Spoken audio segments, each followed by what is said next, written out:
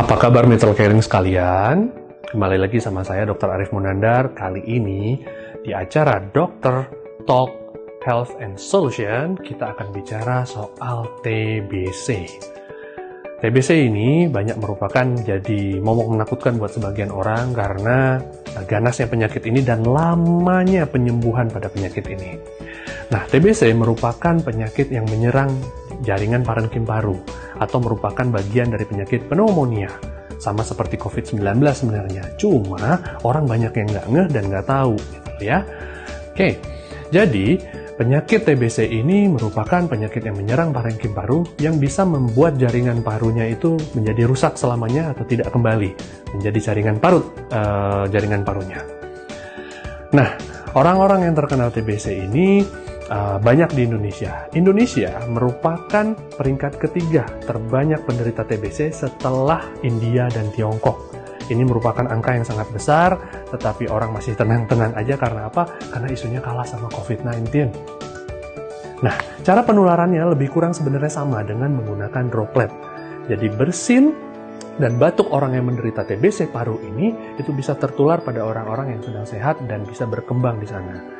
Dan kuman yang masuk melalui paru-paru ini tidak hanya menetap atau diam di dalam paru-paru, tetapi bisa juga ke tulang belakang, bisa ke kelenjar getah bening, bisa ke otak, dan lain sebagainya. Nah, dunia sudah lama berperang dengan TBC. Tetapi kita sendiri mungkin tidak terlalu aware atau tidak terlalu menyadari bahwa sebenarnya perang kita ini masih berlangsung dan masih banyak sekali penderitanya. Nah, kita harus kenalan juga sama kuman penyebab TBC ini atau tuberkulosis ini. Nama kumannya adalah Mycobacterium tuberculosis. Mycobacterium tuberculosis ini merupakan basil tahan asam, jenis kuman basil tahan asam yang sebenarnya sangat sulit untuk diterapi. Sehingga butuh waktu lama untuk menterapi pasien-pasien dengan TBC. Bisa membutuhkan waktu lebih kurang 6 bulan sih ya.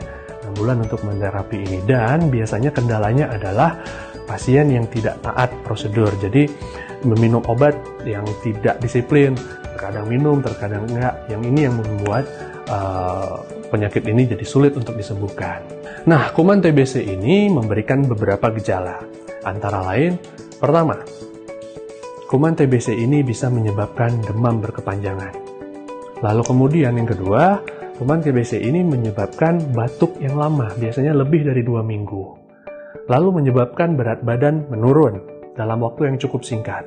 Nah, gejala khasnya juga adalah berkeringat pada saat malam hari. Nah, biasanya orang-orang yang TBC juga itu batuk dengan mengeluarkan dahak yang cukup banyak, terkadang disertai dengan percikan darah juga atau bercak darah pada dahaknya. Nah, apabila kita menemukan gejala-gejala yang seperti ini, ada baiknya kita menemui dokter terdekat, lalu kemudian melakukan beberapa pemeriksaan, ya seperti ronsen paru, lalu kemudian pemeriksaan dahak, mantuk, dan lain sebagainya. Nah, apabila setelah dilakukan pemeriksaan, lalu kemudian diberikan perobatan, maka disiplinlah dengan pengobatan tersebut.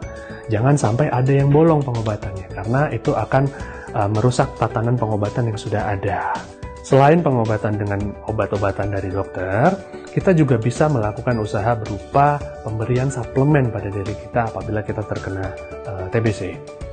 Nah, pemberian suplemen ini penting sekali sebagai terapi paliatif untuk mendampingi terapi utama yang diberikan oleh dokter, yang tujuannya adalah untuk meningkatkan daya tahan tubuh dan membantu memerangi infeksi kuman TBC yang masuk dalam tubuh kita, sehingga kombinasi ini akan menjadikan target pengobatan ini menjadi lebih oke. Nah, tentunya dalam memilih suplementasi yang tepat untuk kita dalam memerangi TBC ini, kita harus memilih suplemen yang tepat dan efisien. Salah satu suplemen yang efisien dan tepat itu adalah Propolis Platinum. Propolis Platinum dari PT Keling Indonesia merupakan air liur lebah yang berasal dari Brazil yang banyak mengandung flavonoid dan CAPE.